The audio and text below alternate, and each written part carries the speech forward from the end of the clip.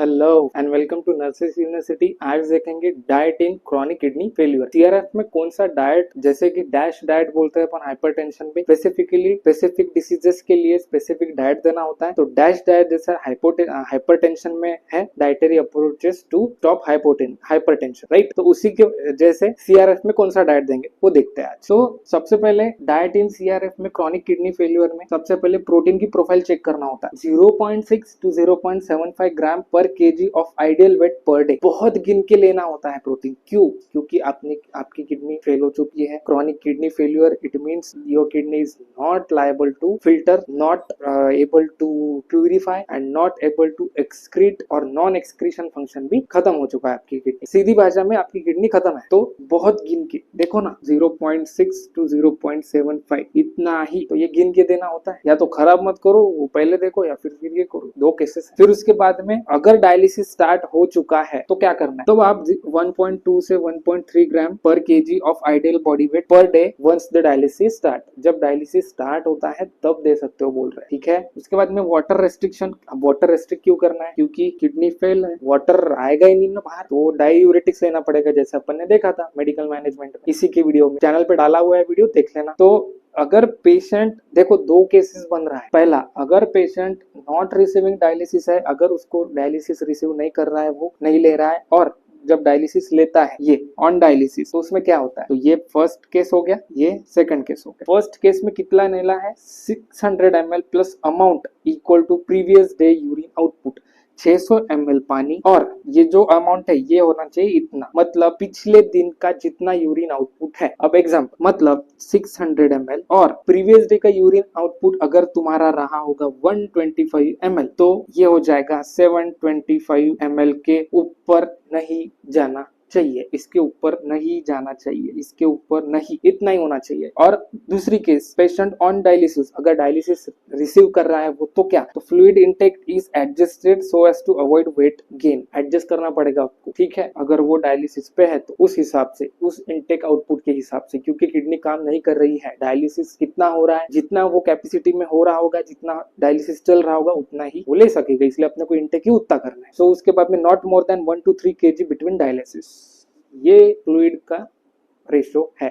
आगे मिनरल का कंपोजिशन देखते हैं। तो अभी जो भी क्रिएटिन बोलते हैं अपन, या जो भी मिनरल्स किडनी में फंक्शनेबल होते हैं, जो दोनों फंक्शन करते हैं, प्यूरिफिकेशन, एक्सक्रीटरी, नॉन एक्सक्रीटरी और फिल्ट्रेशन, तो वो देखते हैं। तो रेस्ट्रिक्शन हर चीज का लगना चाहिए, वाटर का, मिनरल्स का, सबका।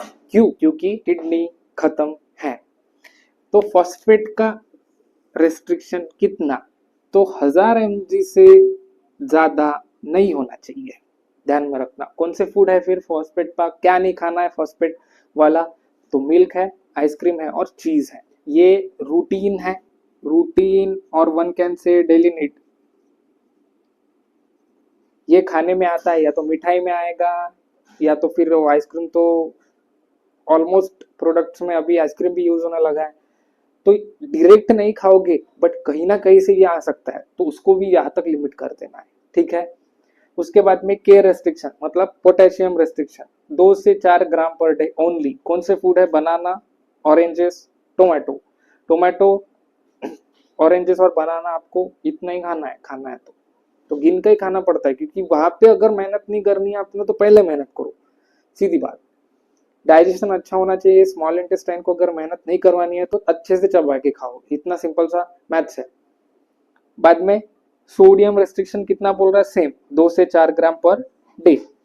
पिकल्ड फूड और सोया सॉस। पिकल्ड फूड मतलब packed food, one can say, आचार जैसा, तो उसमें ये नहीं जाना चाहिए। सॉल्ट जिसमें ज्यादा यूज होता है, 2 से 4 ग्राम ही है वो।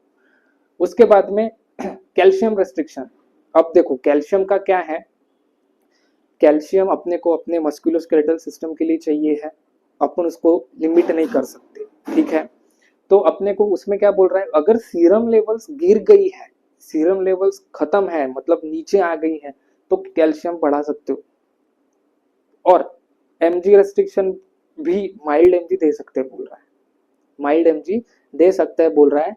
क्यों? क्योंकि magnesium is very important for every non excretory function. Kidney को दो फंक्शंस है, एक्सक्रीटरी, नॉन एक्सक्रीटरी। तो नॉन एक्सक्रीटरी में ये ज़्यादा फंक्शन करता है बॉडी, बाकी बॉडी को मेंटेन करने के लिए। तो यहाँ पे अगर सीरम अल्ब्यूमिन है, सीरम ग्लोबिन है, जो भी है, ग्लोब्यूलिन है, तो अमाइलेज है, तो ये सब पैंक्रियाटाइटिस की तरफ जाएगा वो। इससे अच्छा अपने को ये बढ़ा देना है, तो ये अच्छे से रहेगा। तो आई होप ये समझा होगा कि डाइटरी अप्रोचेस फॉर CKF या CRF, क्रॉनिक किडनी फेलियर या क्रॉनिक रीनल फेलियर, ये वैल्यूज जो है ये ध्यान में रखना। ये कॉम्पिटिटिव में भी पूछ सकता है, यूनिवर्सिटी के एग्जाम में भी पूछ सकता है, और ये आना ही चाहिए। वीडियो अच्छा लगा तो शेयर कीजिए और पढ़ते रहिए। Thank you for and follow and subscribe nurses university.